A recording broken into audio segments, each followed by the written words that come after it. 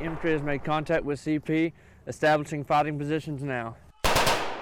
Gunshots as soldiers move through the woods, careful to avoid the enemy. I'm sending some guys your way. Well, you've got a lot of Germans right in front of you. This is no longer a farm in 2023 Carlisle County, Kentucky. Roger, George 2 has made contact. It's a World War II battlefield, Europe, 1945. Try to get some cover. We can have one at the tree here. And the Allied forces are advancing on the Germans. We're going to have at least 150 to 175 reenactors here. A lot of guys to feed, a lot of guys to move. A lot of logistics goes on in something like this. The night before the battle, Bear Whitworth and his son Drew gave us a taste of all that goes into making this tactical event as realistic as possible. It's not like normal reenactments where it's set up for spectators. This is just for the reenactors, and this is our chance to get to maneuver with our weapons and our tactics that would have been in the 1940s. The equipment is authentic. Mine has a white stripe showing I'm a commissioned officer. It's what they call a follow me stripe. All of our weapons are real. Most of them are antique. Like Chester Vaughn's M1 Garand. I was rating around, and if you ever heard the stories of that, when you're out of ammo, all of a sudden it goes ping. This is called the end block. Makes that pinging noise. Out in the field, I got a chance to fire that rifle. Fire in the hole! Blanks only, that's all they use out here. If you're hit,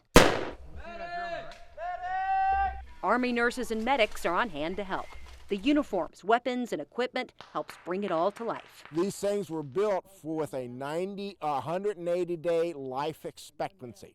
That's all they expected them to live, because they're going to get blown up, shot up, run off of a hill or whatever. But so too do the veterans many of these reenactors carry with them.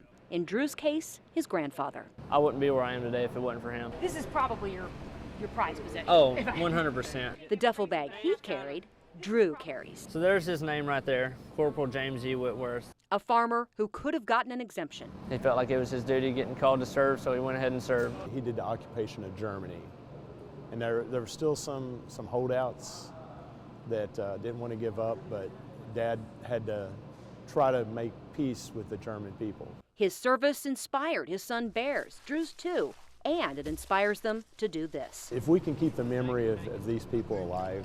People who faced far more than blanks. This one in the corner is the Battle of the Bulge. This is for the Battle of the Bulge. Is that the Bronze Star? Yeah. 99-year-old Bernard Sonny Anselm doesn't look at these pictures often. Which one is you? Do you One remember? on this side. This one? Yeah. He doesn't need them to remember. There's never a day gone by that something won't pop to your mind about it. Yeah. Is it hard to live with those memories? Yeah. This was his life during the Battle of the Bulge. 8th Division, 101st Infantry. It lasted several weeks, all right. It was rough. Along with 1 million other Allied soldiers, 500,000 of them Americans. When the Germans thought they had us surrounded and everything, and they called for us to surrender, but the general said, no, we're going to fight it out.